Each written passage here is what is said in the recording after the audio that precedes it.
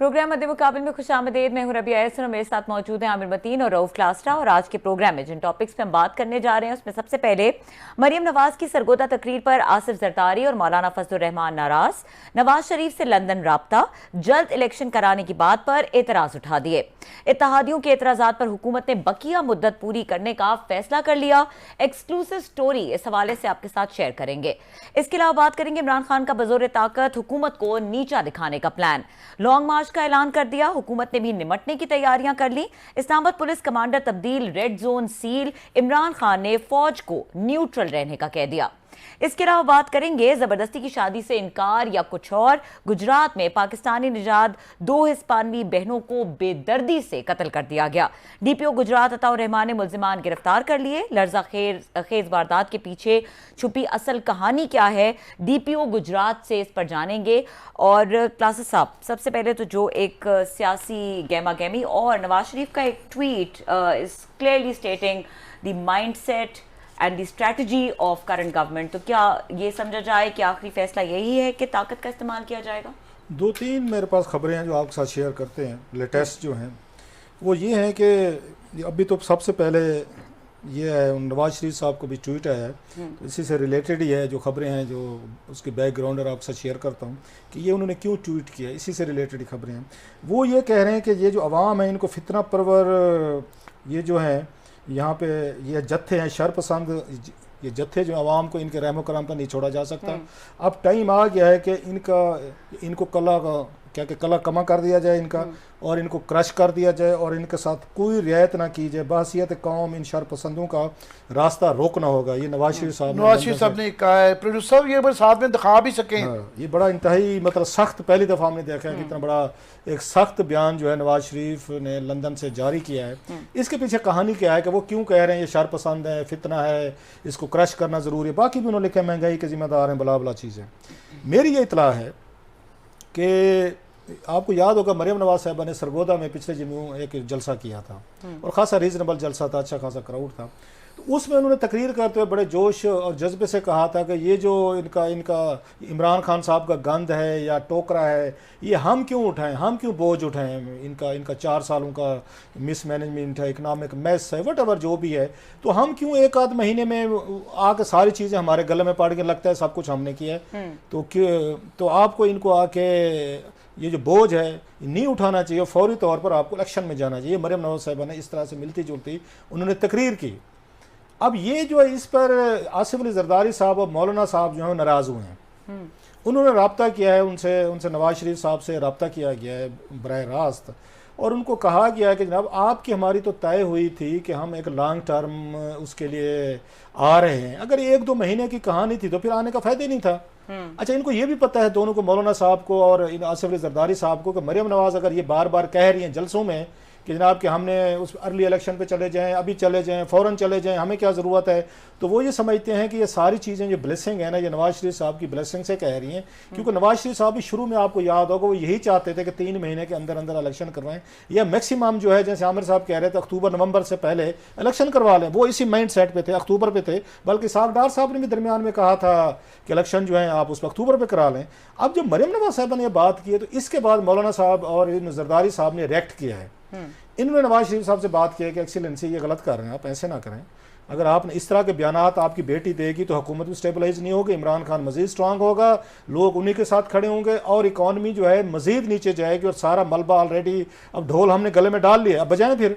सो इन्होंने कैल किया है, कन्विंस किया है मियाँ साहब को कि आप ये रास्ता छोड़ें, ये जो आपको मरियम साहबा कह रही हैं। बाज़ लोग तो ये भी कहते हैं आज जो मरियम ने उन्होंने वहाँ पे ओकाड़ा में जलसा अपना करना था और उसको कैंसिल किया, उसके पीछे भी यही अंडरस्टैंडिंग है कि मरियम नवाज साहब इसलिए जलसे कर रही थी ताकि एक इलेक्शन का एक माहौल रखा जाए। कल को फ़ौरन आपको इलेक्शन में अगर जाना पड़े तो मजमा या क्राउड जो हो ना वो मोटिवेटेड भी हो, चार्ज भी हो और एक्टिवेट भी हो। सो वो एक पैरेलल जलसे इसलिए कर रही थी। अगरचे मौसम का कहा जा रहा है कि मौसम ठीक नहीं था, लेकिन वो ये कहते हैं कि जरदारी साहब और मौलाना साहब की उसके बाद अब मरियम के पास मजीद बातें उसमें कहने के लिए नहीं थी। नई बात क्या कहती, उन्होंने रिपीट ही करनी थी अपनी बातें, ये इलेक्शन, इमरान खान, ये सारी बैशें। तो फिर क्या करें? अब अगला स्टेज ये था कि चलें ठीक है जी 1.5 साल पूरे करेंगे, ये फैसला हो गया है। ये जो आपको खबरें आई हैं ना कि जनाब की हुकूमत ने फैसला किया हम पूरा टाइम करेंगे, ये जरदारी साहब और मौलाना साहब की उनसे राब्तों के बाद का फैसला है ये। चलें ये तो हो गया, अब उसको व्हाट नेक्स्ट, अब क्या करें? अब 2-3 चीज़ें हैं। उन्होंने कहा जनाब कि यहाँ पे जो थ्रेट हमें आ रही है वो सबसे बड़ी वो है रेजिग्नेशन की। एक इमरान खान साहब की पार्टी ने रिज़ाइन किए हुए हैं यहाँ से पार्लियामेंट से। उनका ये ख्याल है कि इनकी ब्लैकमेलिंग में ना आए, आप एक्सेप्ट कर लें इनके ये रेजिग्नेशन। ये बड़ी एक इनके अंदर बड़ी स्ट्रांग एक आती जा रही है, एक क्या थिंकिंग कहें, फैसले की तरफ ये जा रहे हैं कि इनके इस्तीफे जो है ना कबूल कर लें। इसलिए शायद उन्होंने ये उनको हाउस का वो भी बना दिया है, आपने देखा होगा, राजा रियाज को लीडर ऑफ द अपोजिशन बना दिया, उनको बना दिया है। और उधर से उन्होंने ये नूर आलम खान साहब को चेयरमैन पीएसी बना दिया है। सो वो लॉन्ग टर्म फैसलों पे जा रहे हैं।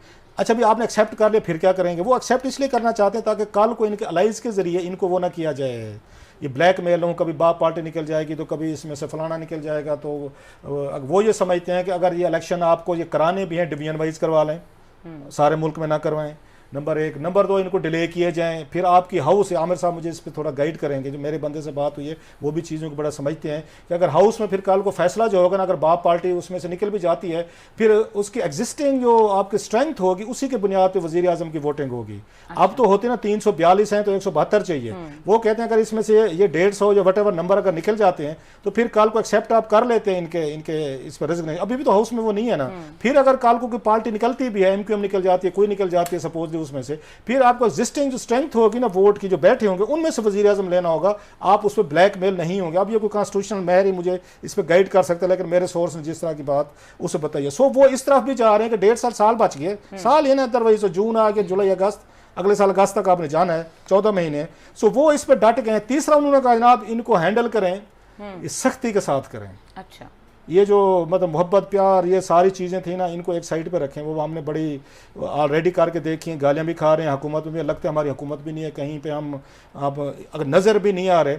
लास्टली मैंने पूछा और इसलिए बयान दिया उन्होंने, नवाज शरीफ साहब ने शोर करवाने के लिए मौलाना फजल रहमान साहब और जरदारी साहब को कि जो मेरी आपसे बातचीत हुई है मैं उस पर डटे खड़े हैं और खड़े हैं। आपको याद होगा जरदारी साहब ने एक प्रेस कॉन्फ्रेंस भी की थी जिसमें उन्होंने कहा जनाब कि हम लास्ट चेंज करेंगे, नैब को ठीक करेंगे, ईवीएम करेंगे। और उन्होंने कहा था मेरी मियाँ साहब से बात हुई है, बार बार कह रहे थे। उसके बाद मरियम ने तकरीरें की हैं तो उन्हें लगा कि नहीं मियाँ साहब फिर ये उससे पतली गली से निकलने लगे, लिहाजा उन्होंने फिर बात की है।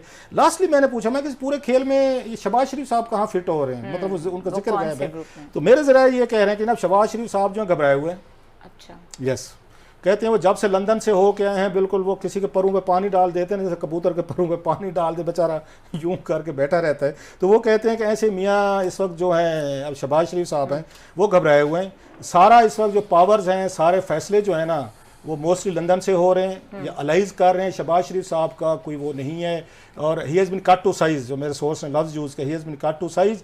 बहरहाल इसी फैसले के बाद वो कहते हैं, उन्होंने ये मिफ्ता इस्माइल को भी IMF के पास भेजा है। मिफ्ता इस्माइल ने इतनी बड़ी सख्त प्रेस कॉन्फ्रेंस भी की है आपकी। सो मतलब वो कहते हैं इसका अगर मुझे वो करना कंक्लूड तो वो कहते हैं जनाब जैसे इमरान खान साहब डट गए हैं ना, ऐसे वो डट गए हैं। अब 2 पहलवान डट गए हैं और वो जैसे उसने कहा था ना कि उसका हिटलर भी बड़ा गुस्सीला है, तो उसने कहा मेरा बेटा भी बड़ा गुस्सीला है। अल्लाह खैर करे, 2 का टकराव है, the clash of the titans. देखें जी क्या निकलते, दोनों पार्टी डट गई हैं। ठीक है आमिर साहब, एक तो क्लास साहब जो बात कर रहे हैं कि जो सिचुएशन होगी नंबर गेम की, दूसरा शहबाज शरीफ साहब क्यों इस तरह से उनके पैरों पे पानी पड़ गया या वो बिल्कुल एक पैसिव स्टेट में चले गए? और मैं क्लास साहब की जो आखिरी लाइन थी ना, इसमें इस लतीफ़े में ये यहाँ पे बड़ा मुश्किल है ये तयन करना कि हिटलर कौन है। अब सुना दें वैसे लोगों को, सामने लोगों को ये मतलब अगली दफ़ा सुनाएंगे। बहरहाल ये उनका बिल्कुल फैसला है और ये इसकी समझ भी आती है कि ये क्यों फैसला किया गया है और वो सही सोच रहे हैं कि जो इन हाउस चेंज थी नेशनल असम्बली वो तभी पॉसिबल थी या है कि अगर PTI असम्बली के अंदर रहे। अभी अगर वो फौरी तौर पे असम्बली में वापस नहीं आती, जो कि तकरीबन मेरा इतना ऐलान करने के बाद, सारी कैंपेन बनाने के बाद तकरीबन नामुमकिन हो गया है कि बहुत ज़्यादा बड़ी चपेट होगी, बहुत बड़ा ये यू टर्न होगा। बड़े यू टर्न है मगर this will be the mother of all U turn. अगर वो वापस आते हैं वो नहीं आ सकते अब। तो अगर नहीं आते तो इन हाउस चेंज नहीं है, पॉसिबल नहीं है, क्योंकि उसके लिए आपको नो कॉन्फिडेंस मोशन पेश करने के लिए 60-70 बंदे चाहिए हैं जो कि उसको मोशन पेश करेंगे। 60-70 बंदे नहीं, अगर 1-2 पार्टी जलाई हट भी जाती हैं तो वो 10, 20, 30 कितने हो जाएंगे, वो 60-70 20% ऑफ दी नेशनल असम्बली की स्ट्रेंथ के बराबर आपको बंदे चाहिए। दूसरा ये कि वो पॉसिबल नहीं है, तो इसलिए वो एक किस्म का ख़त्म हो गया चैप्टर। मगर ये इतना ईजियर सेट दैन डन, ये इतना आसान भी नहीं है कि जिस तरह हाउस में बैठे रहें। अगर ये शहबाज शरीफ साहब की मर्ज़ी पे ही हो, तो उनकी मर्ज़ी पे अपोजिशन PDM की हो तो बड़ा आसान था, क्योंकि अब ये सड़क पे मैदान पे वो जो क्लास साहब का फेवरेट है कि घोड़ा भी आ गया है, सवार भी है और मैदान भी है। घोड़ा, मैदान और तलवार, ये तीनों चीज़ें जो है ना अब वो अटक के पुल के ऊपर आ गई हैं। और वो उसके अंदर मेरा ये जाती ख्याल है कि इनके पास जो 2 वजूहत थी जिसकी वजह से ये डेस्परेट एक्ट शहबाज शरीफ साहब ने किया, एक ये था कि केसेस हटा लेंगे, दूसरा बयानियाँ बदल देगा। वो दोनों तो इनके नाकाम हो गए। वो सुप्रीम कोर्ट के फैसले के बाद अब ये तब्दीली अदालत के फैसलों में इनके लिए आसान नहीं रह गई है कि किसकी प्रोसिक्यूशन चेंज करा के जल्दी से केसेस से निपटना आसान नहीं रहा। वहाँ दरमियान में रुकावट सुप्रीम कोर्ट ने एक बड़ी सी लकीर खींच दी है।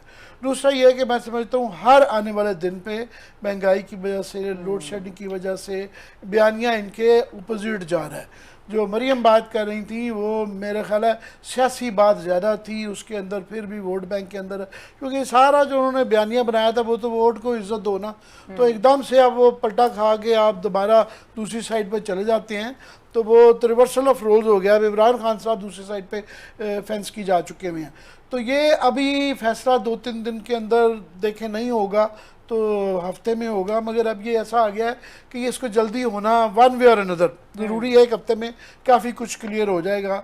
और इमरान साहब के लिए एक बहुत डेस्परेट सिचुएशन है और उन्होंने 30 तक वो जा सकते थे, उन्होंने ऐलान किया हुआ था कि मैं 30 तारीख तक ऐलान करूँगा, तो उन्होंने एकदम जल्दी से 25 मई जो ऐलान कर दिया है। अब या तो वो ये देख रहे हैं, स्ट्रेटजी है कि जनाब हमने इतने जलसे किए हैं तो अभी पिच जा रही है, ऊपर जा रही है, उसी में ज़्यादा इंतज़ार ना किया जाए, या उनके पास कोई लार्जर गेम प्लान है या कोई यकीन दहानी है, जो भी है 2 दिन के अंदर ये बिल्कुल पता चल जाएगा। उनके जो फेवर में 2-3 चीज़ें जाती हैं वो ये हैं कि इस वक्त जो ना फेडरेशन की सूरत हाल बड़ी ख़राब है। फेडरेशन की ऐसे ख़राब है कि इस वक्त जो है जब ये पेशावर से चलेंगे तो इस्लामाबाद आएंगे तो एक इकाई से सूबे से वो दूसरे सूबे में एंटर हो रहे होंगे, फिर कैपिटल में होगा, तो ये मुख्तलिफ उनके साथ वहाँ पे हुकूमत है और यहाँ पे 2 सूबों की फोर्सेस की लड़ाई का इम्कान है, यहाँ पे कैपिटल वर्सेस सूबा लड़ाई का इम्कान है, क्योंकि जब मॉब्स होते हैं मॉब्स को आप कंट्रोल नहीं कर सकते। और जिस तरह उनके बड़े जलसे हुए हैं इसमें कोई शक नहीं है कि जलसा बड़ा होगा। और पहले ही आप देखें कि पंजाब के अंदर एक सिचुएशन बड़ी ऑलरेडी, वहाँ नहीं पता कि हुकूमत किसकी है, ये भी 2-1 दिन में फैसला होने वाला है अदालत की तरफ से। अगर नहीं आएगा तो ये हफ्ते में फैसला हो जाएगा कि वहाँ पे कौन इलेक्शन जीतता है। सो वो कहीं भी इनकी कमज़ोर पड़ी हुई है। उसके बाद नेशनल असम्बली में जो भी कहें राजा रियाज साहब, मगर एक बड़ी गैर फितरी सूरत हाल है कि एक बिल्कुल लोटों के एक ग्रुप में से एक बंदा निकाल के राजा रियाज को अब लीडर ऑफ दी अपोजिशन में दें, तो पार्लियामेंट की कोई रही सही वक़्त कुछ नहीं रह गई है किसी किस्म की, पहले भी नहीं थी, अब मजीद कम हो गई है। तो एक और सिचुएशन ये वाली है। उसके दरमियान में IMF के ऊपर तलवार लटक रही है। आप देखना ये है कि मिफ्ता इस्माइल साहब नज़र नहीं आता कि IMF बैकआउट करेगी और यहाँ पे पेट्रोल और बिजली के मामलात में इनके पास ज़्यादा से ज़्यादा ये लटका सकते हैं, मगर कितना लटकाएंगे। सूनर लेटर बजट देना है आपको, ये फैसला करना है, ये इसको IMF वाले फैसले लटकाए नहीं जा सकते, इसको 1-8 महीने 1.5 महीने में आपको वन वे और अनदर जाना है। तो लास्टली मैं ये कहूँगा कि इसलिए ज़्यादा खतरा है कि वहाँ पे बैठे हुए हैं राना सनाउल्लाह साहब, उनकी बड़ी बड़ी मूछें हैं और उनकी एक रेपुटेशन है कि वो एक स्ट्रॉन्ग मैन है और वो तुले हुए हैं उसको पूरा करने में। उन्होंने यहाँ जो अपॉइंटमेंट्स किए हैं उसके अंदर एक शख्स जो DIG ऑपरेशन है वो है सुहेल ज़फ़र चट्टा साहब।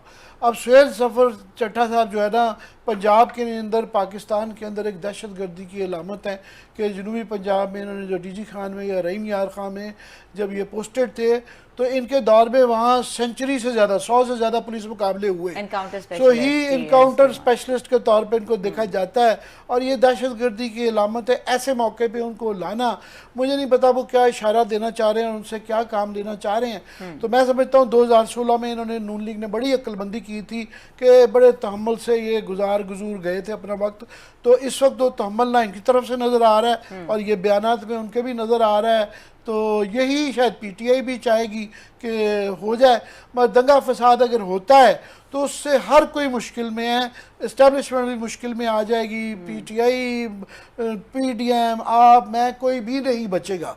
सो ये मुझे तसादुम की तरफ मामला खुदा न खास्ता जाते हुए क्लियरली नज़र आते हैं। अब ये देखना है इस पे बैठ कर कोई फैसला करवाता है, सुलह करवाता है कि नहीं करवाता। ठीक है, it's important to take class साहब टेक ऑन दिस थिंग कि अगले 2 दिनों में कुछ लगता है कि सिचुएशन में कोई किसी किस्म की इमीडिएट तब्दीली आ सकती है। और इसके अलावा इमरान खान साहब ने इस्टेब्लिशमेंट को या फौज को भी कहा है कि वो अब न्यूट्रल ही रहें, तो इसके ऊपर ज़रा बात करेंगे। ब्रेक के बाद रोड्स पे क्या सिचुएशन होगी, हमारे साथ रहिए।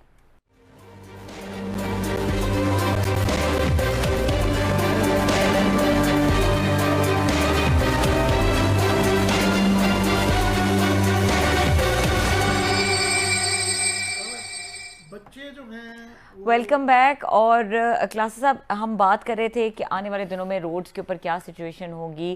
ख़ास तौर पे इमरान खान साहब ने भी ये कहा है कि अब न्यूट्रल रहा जाए जिन फोर्सेस को, तो ये क्या मैसेज दे रहे हैं और रोड्स के ऊपर हम क्या देख रहे हैं कि कोई हमें तसादुम की सूरत हाल नज़र आती है आने वाले दिनों में? मतलब वो कहते हैं ना कि ना खुदा ना खास्ता मुंह में खाक वाले हिसाब है। दूसरा, इनके पास प्लान बी क्या है, पीसफुल रहेंगे तो कितने दिन रहेंगे और पीसफुल रह के क्या करेंगे, क्या रिजल्ट लेंगे। 126 दिन ये पीसफुल बैठे थे, जिसकी आमिर भाई ने भी बात की कि जनाब के पीसफुल बैठे, हुकूमत ने भी कुछ नहीं कहा। हालांकि आपको याद होगा ये पीसफुल उस वक्त भी नहीं हुआ था, एंड इसका बड़ा डिजास्टर्स हुआ था। हम भूल जाते हैं कि उस वक्त उनके साथ वो थे, वो तहरुल कादरी साहब के लोग थे, पार्लियामेंट में घुस गए, पीटीवी में घुस गए, तोड़ फोड़ सब कुछ हुई, इन पे फायरिंग हुई थी, इस पे टीयर गैस हुई थी, 7-8 लोग मरे थे, हम भूल गए हैं ये। और वो कफन पोश लोग, एक पूरी टीम जो है ना तहरुल कादरी साहब की बैठी रहती थी, तैयार रहती थी कि किस तरीके से हमें फसाद की तरफ मजबूर करें। उस वक्त हुए और मुझे याद पड़े 400-500 लोग जख्मी हुए थे और पुलिस वाले बड़ी तादाद में वो जख्मी हुए थे। 7-8 लोग, अगर मैं गलत नहीं कह रहा, उस वक्त भी वो मारे गए थे। वायलेंस उस वक्त भी हुआ था। उसके बगैर अब खान साहब लेकर आते हैं और ज़्यादातर ये लेके आ रहे हैं केपी से, लेके आ रहे हैं खैबर पख्तूनख्वा से।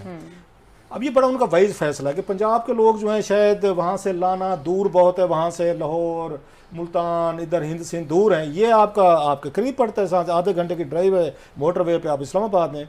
दूसरा, हमारे पश्तून भाई हैं, नो डिसरिस्पेक्ट, मैं खुद बड़ी इज्जत करता हूँ, वो थोड़े से वो हार्ड एंड किस्म के, वो क्या कहते हैं सर, वो हैं सख्त जान है, वो ये उस तरह पंजाब हार्ड है, वो रेजिस्ट कर सकते हैं, वो बैठ सकते हैं, वो अगर कहीं ना कहीं पे खुदा ना खास्ता कोई हाथ पांव पकड़ने पड़े किसी के, तो हाथ पांव पकड़ने में और मुराद कह रहा हूँ, तो वो ये काम कर सकते हैं। सो उन्होंने सारी मेहनत केपी में की है कि जो पश्तून बच्चे हैं या पश्तून हमारे भाई जो हैं उनको लाया जाए। वैसे भी अपनी हुकूमत है, वहाँ गिरफ्तार नहीं हो सकते, यहाँ तो ये आवाज़ें आ रही थी ना कि गिरफ्तार कर लिए जाएंगे इमरान खान, सो इससे बच जाएंगे, वो शायद वो बच जाएंगे। लेकिन मेन काम यही था कि वहां से जलसा लेके आएंगे, अगर इनको रोकने की कोशिश हो गई तो लास्ट टाइम आपको याद है जब परवेज खटक साहब वो वजीर आला थे तो बैटल वहां लड़ी गई थी अटक के पास, और बड़ी उन्होंने टीयर गैस वगैरह कर और खान साहब नहीं निकले थे बनी गाला से, वो अंदर ही बैठे रहते गए थे, वो नहीं निकले थे वहां से। सो एक तो उनकी ये कोशिश है कि जैसे कह रहे गिरफ्तार भी ना हो, बंदे भी वहां से पश्तून भाई जो है हमारे वो भी लेकर आए, ताकि अगर ज्यादा आपको लंबे अरसे के लिए रुकना पड़े तो वो आपके काम आएंगे, नंबर 1। अब दूसरी चीज़ है प्लान बी क्या है इनके पास, जो मेरे लिए ज़्यादा, मेरे ख्याल किसी के लिए भी वो होगा।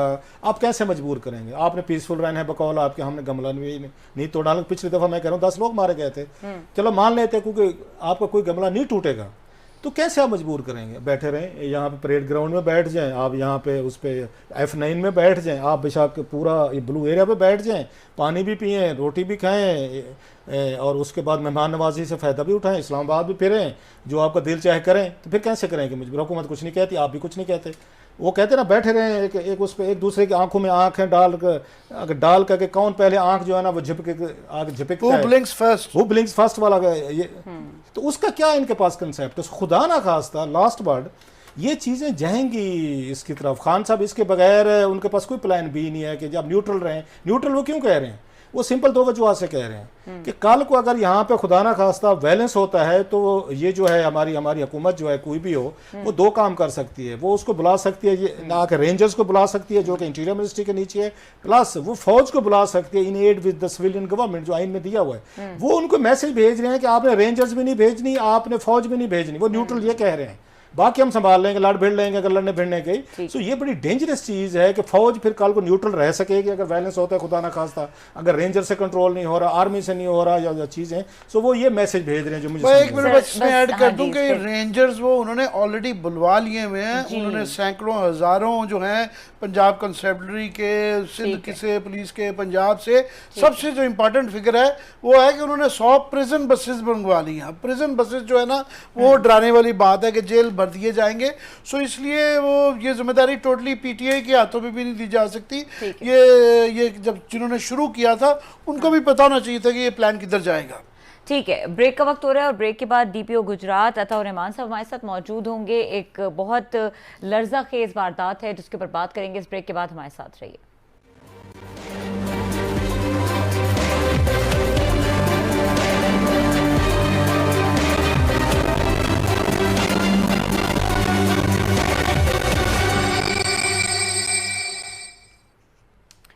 Welcome back. और जिक्र करेंगे एक अनफॉर्चुनेट वाकया जो गुजरात में पेश आया है। इट्स एक्चुअली थोड़ा सा डराने वाला, ऑनर किलिंग है या क्या है, लेकिन इसके ऊपर डीपीओ गुजरात अताउर रहमान साहब हमारे साथ मौजूद हैं जिन्होंने बहुत एफिशिएंसी के साथ इसको हैंडल किया। क्लास साहब आप थोड़ा ब्रीफ कीजिएगा। मैं थोड़ा सा बता दूं, गुजरात में ये 2 बहनों का कत्ल हुआ है और करने वाले उनके अपने सगे हैं। तो अपने ही जुल्म और क़यामतें इस तरह ढाते होते हैं कि 2 बहनों को लेकर आए वहाँ से और उनकी शादी ज़बरदस्ती यहाँ कराने चाहते थे स्पेन से। जी स्पेन से। तो भाई भी है स्पेन से, कातिल भी स्पेन से है, मकतूल भी स्पेन से है। और यहाँ पर उन्होंने जो क़यामत ढाई है कि 2 बहनों को उन्होंने कत्ल किया। इस वक्त पता पूरे मुल्क में एक यहाँ पे अजीब उसमें अफरा तफरी मची हुई है। सो उसमें ये खबरें दब जाती हैं। बट वी थॉट ये बहुत बड़ी शॉकिंग स्टोरी है, ये शॉकिंग वाक़या हुआ है। इस पर अताउर रहमान साहब से अगर हमने उनसे रिक्वेस्ट की है कि वो हमें इसकी डिटेल बताएंगे। बस इतना चलते बता दूं, आज उस अडियाला रोड पे भी ऑनर किलिंग इसी तरीके की हुई है। एक उसको लड़की और उसके साथ उसका हस्बैंड, उन्होंने भी शादी की थी, नादरा में कार लेने गए थे तो उसके भाई भी हैं, उन्होंने भी लड़की को वहीं कत्ल कर दिया। सो यहाँ पे वो नहीं रह गई कोई उसके अपने खून की या चीज़ों की नहीं रह गई। बड़ा तो रहमान साहब से पूछते हैं। जी सलाम सर। वालेकुम सलाम सर। सर ये क्या हुआ है सर, इसकी कुछ डिटेल बताएंगे? वेरी शॉकिंग एंड ये इंतहा डिप्रेस करने वाली डिटेल्स हैं कि उसमें कत्ल करने वाले अपने उनके भाई हैं, उनके कजन्स हैं, उनके चचा हैं। ये क्या हुआ सारा डिटेल से बताएं सर सारा कुछ। ये जी सर, जिस तरह आपने खुद बता दिया कि ये बड़े अफसोस की बात है कि जो मकतूलीन खवातीन थी वो भी स्पेन से थी और जो उनका भाई था वो भी अभी रिसेंटली स्पेन से आया था। तो इसकी डिटेल ये है कि बेसिकली ये जो खवातीन की इनकी शादी इनके घर वालों ने कराई थी, जिनसे ये नाखुश थी और अनविलिंग। उन्होंने शादी तो कर ली थी पिछले साल जी, लेकिन वो खुश नहीं थी तो वो उनको बसाना चाहते थे। एनी हाउ ये वहां पे बसना नहीं चाहती थी। इनको बुलाया गया और उनको जो इब्तिदाई हमारी तफ्तीश अभी चल रही है, कंक्लूसिव हमारी फाइंडिंग नहीं है, लेकिन यही था कि ये उनके साथ बसना नहीं चाहती थी और फिर आखिरकार 2 बहनों को, सगी बहनों को, अपने भाई और जो दीगर रिश्तेदार थे उन्होंने उनको मर्डर कर दिया और आखिर में भाग भी गए। बड़ी मुश्किल से पुलिस ने उनको ट्रेस किया क्योंकि उन्होंने मोबाइल बंद कर दिए थे। इसके अलावा और कोई इंफॉर्मेशन नहीं थी, लेकिन टेक्निकल बुनियादों पे हमने मुख्तलिफ सूरतों में उनको जो है ट्रेस किया और आखिरकार हमने उनको अरेस्ट कर लिया। सब के सब अब हमारी कस्टडी में है। अताउर रहमान साहब, ससुराली रिश्तेदार भी थे भाई के अलावा? जरा तफसीलात बताएं, कौन कौन थे करीबी रिश्तेदारों में से? जी बिल्कुल, ससुराली भी थे क्योंकि ये बेसिकली एक फैमिली है, उनके ससुराल वाले और ये एक आपस में कजन्स के साथ उनकी शादी उन्होंने करवाई थी। तो उनके जो हस्बैंड्स थे, जो कि उनके इन खवातीन के हस्बैंड जो कि इनके कजन भी लगते थे, तो वो भी बिल्कुल इस सारे प्लॉट में शामिल थे। अब ये किसका क्या रोल था और किस हद तक शामिल थे, ये जब हमारी तफ्तीश आगे बढ़ेगी तो इसका अंदाजा समय हमें होगा इसके बाद। एक अच्छा अताउर रहमान साहब, ये मैं देख रहा था, पढ़ रहा था अभी कुछ हमारी टीम ने जो थोड़ा इस पे काम किया है, इस पे इतनी बड़ी सोसाइटी पे, कि शायद पुलिस वाले जब पहुंचे हैं तो उन्होंने इनकी लड़कियों की रोने की, चीखने की आवाज़ें सुनी हैं। शायद जब इनको मारा जा रहा था तो अगेन इज इट ट्रू कि पुलिस वाले जब पहुंचे वो भी जिंदा थी और उनको वो मारने की उसमें प्रोसेस में थे? अगर ये सच है तो फिर पुलिस वालों ने उनको रेस्क्यू बचाने की कोशिश क्यों नहीं की और कैसे भाग गए वहां से वो? ये अगर जी बिल्कुल वहां पे, जी आपकी बात बिल्कुल ठीक है, इस तरह ही था और पुलिस वाले चूंकि इनकी शोर की आवाज दूर से ही सुन रही थी और पुलिस को जो ही इंफॉर्मेशन मिली तो पुलिस ने रश किया, टीमें फौरी पहुंच गई थाने से। लेकिन चूंकि ये घर का जो नक्शा है और जिस तरह है उसकी छोटी छोटी दीवारें, तो वहां पे ये जो सारा कुछ हुआ वो देखा तो जरूर, लेकिन पुलिस ने बड़ा टाइमली रिस्पॉन्स जरूर किया, लेकिन उस वक्त वो भागने में कामयाब भी हुए। इसमें उसकी बेसिक वजह ये भी थी कि उनके पास गन्स थी। अगर पुलिस डायरेक्टली गन्स खोल देती तो वहां पे दीगर लोग भी थे, तो खुदा ना खास्ता फिर कोलैटरल डैमेज हो जाता। तो हमने गनीमत इसी में समझी कि बेशक ये अभी जो है वो एस्केप कर गए हैं, लेकिन अल्टीमेटली क्योंकि उनको हमने कानून के दायरे में लेके आना था तो आखिरकार हम उसमें कामयाब हो गए। नहीं अतौर रहमान साहब, एक बड़ी आपने एक अहम बात की है कि बहुत सारे लोग मौजूद थे, पुलिस भी गई। ये क्या वजह है कि वो इतने सारे लोग भी थे, पुलिस चलो मान लिया थोड़ी सी लेट गई या वहाँ पहुँची, वो चीखें भी सुन रहे हैं, मारा भी जा रहा है और लोग भी तमाशा देख रहे हैं, कोई वो उनको रेस्क्यू करने को तैयार नहीं है। उन्होंने मार भी डाला वहाँ से, वो उसके बाद निकल भी गए, भाग भी गए, चलो आपने ट्रेस कर लिया, फेयर इनफ। लेकिन ये चीज़ें, ये जो महल्लेदार हैं वो मैं पढ़ रहा था, ये तो बड़े कई दिनों से मसला चल रहा था, फॉर मैनी डेज। ये तो लड़ाई भी हो रही थी, झगड़े भी हो रहे थे, शाउटिंग भी हो रही थी।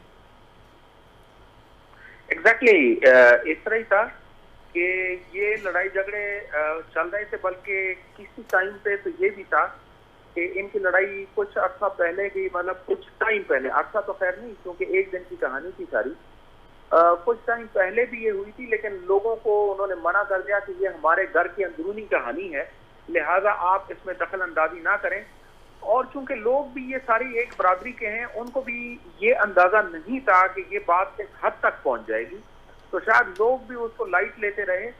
जहां तक मैंने बात की कि उस वक्त लोग मौजूद थे, तो उस वक्त खुसूसन खवातीन मौजूद थी, तो फिर पुलिस ने इसलिए डायरेक्टली कोई इस तरह का कोई स्टेप नहीं लिया कि खुदा ना खास्ता किसी खातून को कोई फायर ना लग जाए और फिर जो है वो ज्यादती ना हो जाए। इनके जो खावद हैं दोनों खवातीन के, वो मुलजमान की फहरिस्त में हैं, अबैटमेंट में हैं, या डायरेक्टली उनके कत्ल के अंदर शवाहिद मौजूद हैं? वो बिल्कुल मौके पर मौजूद थे और जब उन्होंने ये सारा मर्डर करने के बाद, क्राइम ऑफेंस कमिट करने के बाद वो भागे भी हैं और उनको हमने अरेस्ट भी कर लिया है।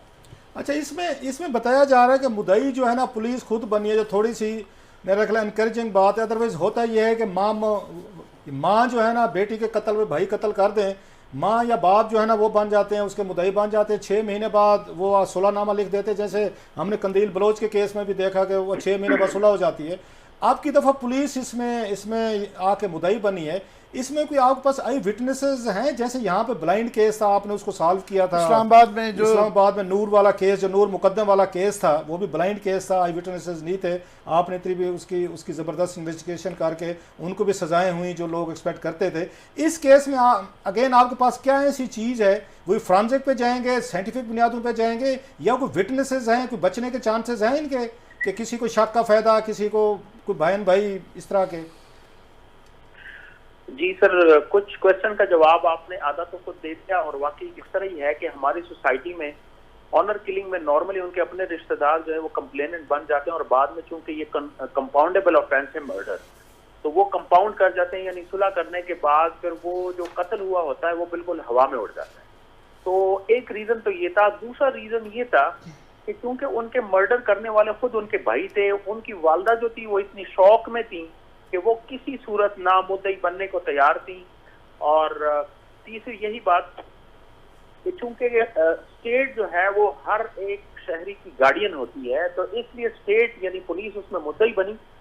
आपके सवाल का दूसरा जो हिस्सा है वो बेसिकली हमने बिल्कुल इसको कन्वेंशनल और टेक्निकल दोनों बुनियादों पे, जिस तरह पिछला एक केस अल्लाह ने करम किया और इस्लामाबाद पुलिस ने, जिसको मैं लीड कर रहा था, तो उसको हल किया, तो इस यहाँ पे भी हमने फोरेंसिक एविडेंस काफी सफिशिएंट वो हमने कलेक्ट कर लिए हैं और होपफुली उनको, और साथ में जो कन्वेंशनल पुलिसिंग है जहाँ पे आई विटनेसेस हैं, उनको भी हम साथ में शामिल करेंगे और इंशाल्लाह उनको हम बिल्कुल सजा दिलवा के रखेंगे। अच्छा, इनका बैकग्राउंड क्या है? लास्टली मेरा ख्याल से प्रोग्राम के बाद इनका क्या बैकग्राउंड है? लड़कियां कितनी पढ़ी लिखी थी, क्या एजेस थी, इस फैमिली का अपना क्या बैकग्राउंड है, कब गए थे स्पेन, ये कौन लोग हैं, कोई थोड़ी सी कोई इस पे आपने की है कि ये इनकी एजेस क्या थी, लड़कियों की एजुकेशन क्या थी, और जिनसे शादियां हो रही थी उनका क्या सोशल बैकग्राउंड था? शायद इसी वजह से उन लड़कियों ने रिफ्यूज़ किया है कि जनाब हमारा तो बहुत सारा इस पर डिफरेंस है, यूरोप में रहने के बाद हम या देहात के लोगों से या इस तरह कैसे शादियां करें?